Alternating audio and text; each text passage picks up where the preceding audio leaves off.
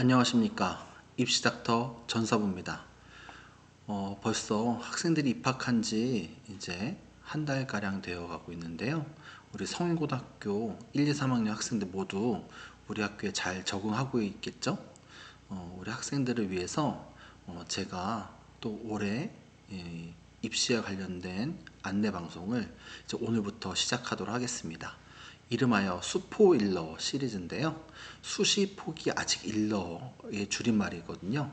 저희 아들이 이 이름 지어줬는데 너무 참신한 것 같아서 쓰고 있는데 괜찮지 않습니까?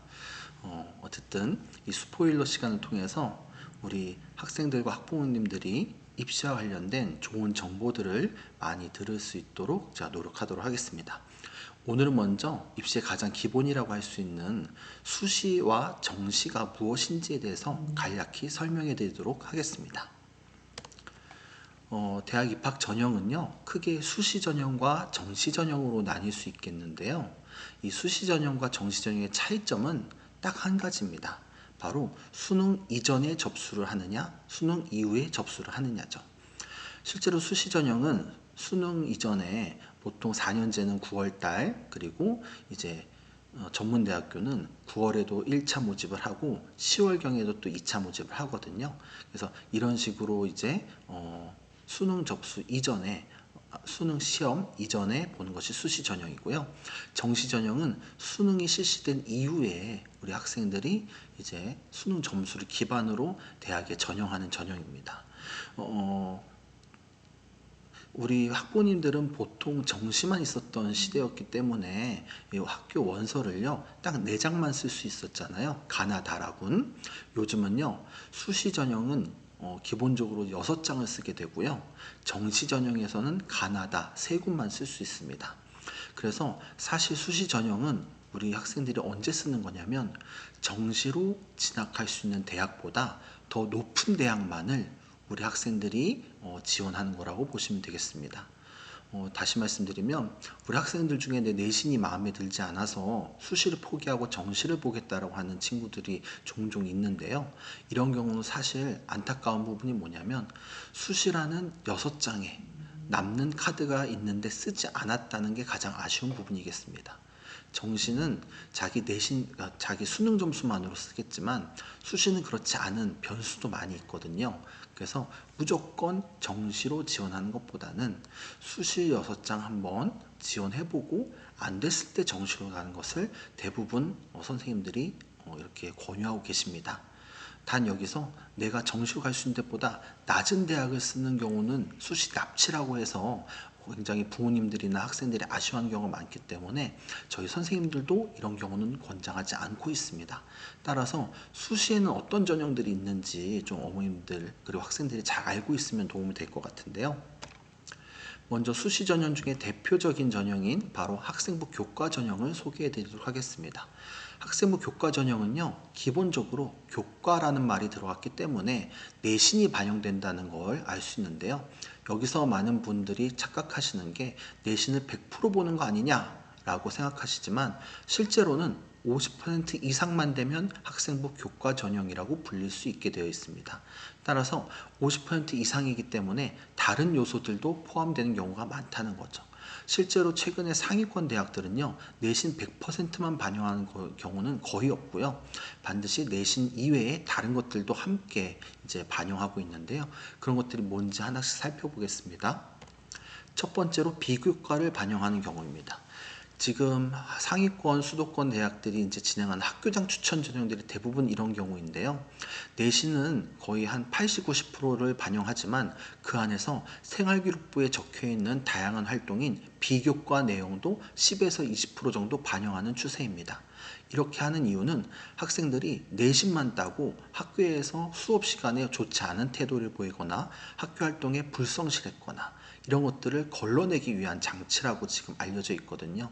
사실 학교장 추천이라는 건 학교에서 대표하는 학생을 추천하는 거기 때문에 실제로 인성도 좋고 학교에서도 성실하고 공부도 잘하는 학생을 추천하게 되어 있는 것이기에 딱 좋은 이제 예시라고 볼 수 있을 것 같습니다. 그래서 이런 비교과도 잘 되어 있는 경우에만 최상위권 대학에 진학할 수 있다라는 것을 알고 계시면 되겠습니다. 그 외에 중위권 대학들 중에서는 교과 내신을 보는 것과 동시에 면접을 실시하는 경우도 있습니다. 이런 경우에는 면접을 잘 보는 학생들이 아무래도 유리하겠죠. 대표적으로 명지대학교가 있는데요. 이 학교 같은 경우는 이제 1단계에서는 내신 100%를 뽑지만 2단계에서는 면접을 봐서 면접 점수가 등락에 굉장히 중요한 역할을 한다고 합니다. 면접 실력이 뛰어난 학생들이라면 도전해 볼 만 하겠습니다. 마지막으로 상위권 대학들의 일반적인 요즘 추세인데요. 최저 학력을 반영하고 있습니다. 서울대학교 같은 경우는 이제 3합7 같은 게 걸려 있는 거 잘 알고 계실 텐데요. 그 외에도 경희대학교 2합 5, 그리고 중앙대학교 3합6, 그리고 고려대학교, 연세대학교 이런 것도 다 최저 학력이 걸려 있죠. 이런 식으로 최저 학력을 통해서 이 학생이 우리 학교에서 수학을 할 수 있는, 우리 학교에서 수업을 따라갈 수 있는 능력이 있는지를 걸러내고 있다고 보시면 되겠습니다. 그래서 이게 내신은 잘 따더라도 수능이 안 나온 친구들은 지금 상위권 대학에 진학하기가 굉장히 어려운 상황이라고 보시면 되겠습니다. 그래서 내신도 중요하지만 이 비교과 그리고 최저학력까지 준비해야 통과할 수 있는 전형이 학생부 교과 전형이다 라고 생각해 두시면 되겠습니다. 다음으로 이제 수시에서 가장 유명한 전형, 그리고 우리 성일고등학교가 가장 잘 보내는 전형인데요. 바로 학생부 종합전형입니다. 이 전형은요, 학교 생활기록부를 종합적으로 판단해서 반영하는 전형입니다. 따라서 이 비교과 반영 비율이 50% 이상인 전형입니다. 그럼 내신이 안 들어갑니까? 라고 물어보실 수도 있겠지만요. 내신은 이 비교과와 함께 반영되는 거고요. 단순히 이때의 교과는 내신 성적만으로 들어가지 않습니다. 예를 들면 내가 수학과에 진학한다 하면요. 수학 성적에 조금 더 가중치를 두는 방식, 그리고 사학과를 진학한다면 역사 교과에 가중치를 두는 방식이 좀 적용될 수 있고요. 그것 외에도 요즘 대학들에서 권장 과목 이런 것들 많이 나오고 있거든요. 그래서 학교들에서 이 과목을 들었으면 좋겠다 하는 과목들을 잘 이수했는지, 그 선택 과목은 어땠는지 이런 것들도 종합적으로 판단하고 성적이 상승 추세인지 하락 추세인지 이런 것들도 다 종합적으로 평가하는 게 학생부 종합전형이다 라고 생각해 두시면 되겠습니다. 이렇게 반영하기 때문에 실제로 학생들이 학생부 교과 전형보다는요 0.5등급에서 1등급 이상 더 높게 쓸 수 있는 전형이라고 이야기하고 있고요. 이때 내신과 비교과만 서류로 반영하면 서류형, 면접도 같이 실시하면 종합전형이라고 저희가 보통 이야기하고 있습니다. 요즘은 서류형도 많이 늘어나서요. 면접을 잘 보지 못하는 친구들도 이제 지원할 수 있는 방향이 생겼는데요. 면접을 실시하는 실제 예전부터 진행하던 종합전형은 면접 능력이 뛰어난 학생들이 자기 내신을 뒤집어 엎고 합격하는 사례가 많아서 굉장히 도전적이고 모험적인, 그리고 언변도 뛰어난 친구들이 이제 굉장히 좋은 성과를 내는 전형이라고 볼 수 있습니다. 마지막으로 정말 나쁜 것 같은데요. 이 종합전형인데도 최저학력을 반영하는 경우도 있습니다. 대표적으로는 연세대학교 활동우수형, 그리고 홍익대학교 종합전형 같은 경우가 그런 케이스인데요. 이 종합전형에도 최저학력을 둬서 굉장히 까다롭게 학생들을 선발한 경우도 있다. 참고하시면 되겠습니다. 세 번째로 논술전형입니다. 사실 이 논술전형이 예전에는 이제 우리 성남 지역이나 성일고등학교에서는 많이 지원하지 않는 전형이었는데요.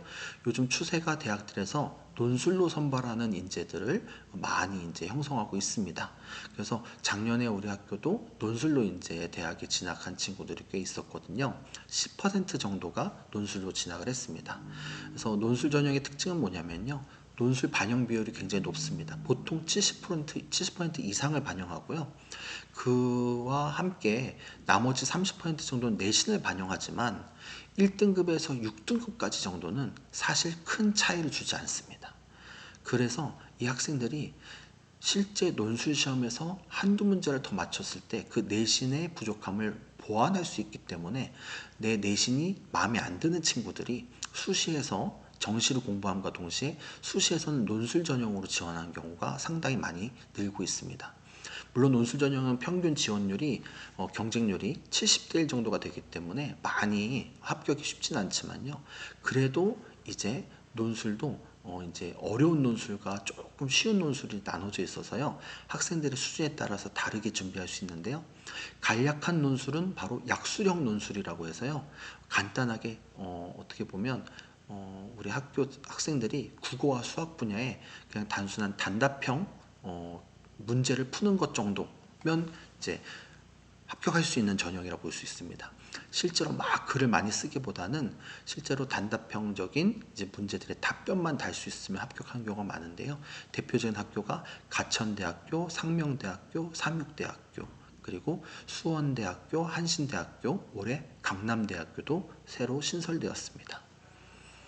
한편 찐 논술이라고 이야기한 학교들은요, 실제로 우리가 흔히 알고 있는 진짜 논술 시험을 보는 학교들인데요. 이 학교들도요, 사실은 국승세단 이상이라고 했지만 이 외의 학교들도 종종 있고요. 실제로 학교의 레벨이 떨어질수록 논술 시험은 쉬워지는 편입니다. 따라서 이 학생들이 약수령 논술을 준비하는 것이 성에 안 찬다. 나는 가천대, 상명대 이상을 가고 싶다는 친구들 중에는요. 이 국승세단부터 해서 논술을 대비하는 것도 굉장히 유용하다고 생각합니다. 특히 이공계에서는요. 수리 논술만 보는 경우가 대부분이기 때문에 수학을 잘하는 게 굉장히 중요하고요. 문과 학생들은 이 일반적인 글쓰기 능력이 되는 친구들이 굉장히 유리하다고 이야기하고 있습니다. 참고하시면 되겠습니다. 마지막으로 실기 전형입니다. 수시에서 가장 마지막으로 알려져 있는 게 실기 전형인데요. 실기 전형은 보통 70% 이상의 실기를 반영하는 학교들을 이야기하고 있습니다. 그리고 내신도 30%가량 반영하는데요. 사실 우리 친구들이 실기로 이제 준비하는 친구들이 실기 능력이 뛰어나니까 합격할 수 있을 거다라고 자부하는 경우가 많지만 사실 실기 실력은 아주 잘하는 친구들이 너무 많고 또 굉장히 우수한 학생들이 모이기 때문에 어떻게 보면 결과적으로 내신 능력에 따라서 합불이 결정된 경우가 많다고 합니다. 그래서 우리 학생들이 좀 내신을 좀 완전히 버려두기보다는요, 그래도 내신도 챙겨두고 실기를 준비할 수 있으면 더 좋지 않을까 생각을 합니다. 음악, 미술, 체육, 연기 분야가 해당하는데요. 각 대학별로 보는 실기 전형도 다 다릅니다. 체육을 예로 들면 어떤 학교는 멀리 뛰기, 어떤 학교는 윗몸 일으키기, 어떤 학교는 뭐 멀리 던지기 뭐 이런 것들처럼 각 학교마다 실기 종목이 다르더라고요. 이건 구체적으로 자신의 능력에 따라서 선별을 잘 해야 될 것 같습니다. 최저학력은 대부분 없는 편입니다. 그럼 이제 정시 전형으로 가겠습니다. 정시 전형 그냥 수능 봐서 다 하는 거 아니냐 싶을 수 있겠지만요. 정시 전형도 요즘은 생활기록부를 보는 지역균형 혹은 교과우수 전형이 생겨나고 있습니다. 대표적으로 서울대학교와 고려대학교인데요. 수능 성적은 60에서 80% 정도만 반영하고요. 비교과를 20에서 40%까지 반영하고 있습니다. 이건 왜 그러냐? 결국은 정시를 할지라도 학생들이 평소 학교 생활을 잘한 학생을 뽑고 싶다는 겁니다. 따라서 이런 비교과까지 잘 준비된 친구들은 아무래도 조금 수능 성적이 낮더라도 이 전형에 합격할 수 있기 때문에 좀 유리할 수 있을 것 같고요. 당연히 정시기 때문에 가중치가 있습니다. 교과에 따라 다르지만 전공 과목에 따라 다르지만 수학에서 미적이나 기하 그리고 과탐에서도 뭐 이런 교과별로 편차가 있을 때 사탐이 아닌 과탐을 선택했을 때 가중치를 주기 때문에 이런 것들 잘 선택해야 되고요. 이외에도 영어, 한국사는 가점과 감점제로 절대평가이기 때문에 가산점을 주거나 감점을 주는 시스템으로 되어 있습니다. 투 과목 선택도 유리해서 가중치를 주는 경우가 있으니까요. 나중에 정시 모집 요강이 나오면 자세히 살펴보셔야겠습니다. 네. 수능 위주 전형은요, 수능 성적을 거의 100% 반영하는 케이스입니다. 따라서 수능 시험을 잘 보면 합격하는 거고요. 이때 전공에 따라서 수학에서 미적이나 기하 그리고 과탐을 선택했을 때 가중치를 주는 경우가 있습니다. 또한 영어, 한국사 같은 절대평가는 가점이나 감점을 주고요. 투 과목 선택했을 때 가산점 주는 경우도 있습니다. 마지막으로 정시의 실기 전형인데요. 수능 성적 반영이 60에서 70%가량입니다. 따라서 이 학생들이 실기만 준비해서 절대로 대학에 갈 수 없고요. 이 친구들 30에서 40% 실기를 아무리 잘 보더라도요. 수능 성적을 좋게 받지 못하면 갈 수 있는 대학의 수준이 정해져 있습니다. 특히 특히 수능 중에서도 수학을 미반영하는 학교는 수도권 이하입니다. 따라서 수도권에 있는 체육대학에 진학하고자 하는 친구들은요, 반드시 수학까지도 준비를 해야 됩니다. 근데 이걸 잘 모르고 그냥 수학 포기하고 그냥 국어, 영어, 탐구로 갈게요 라고 하는 친구들은 대부분 경기 천안권으로 진학할 수밖에 없습니다. 그래서 우리 학부모님들께서도 이 사실을 알고 계셔서 학생들이 잘 준비할 수 있도록 도와주시면 감사하겠습니다. 네, 오늘 첫 시간으로 수시 전형과 정시 전형이 어떻게 다른지 설명해 드렸는데요. 도움이 되셨기를 바랍니다. 그럼 다음 시간에 또 뵙겠습니다. 안녕히 계세요.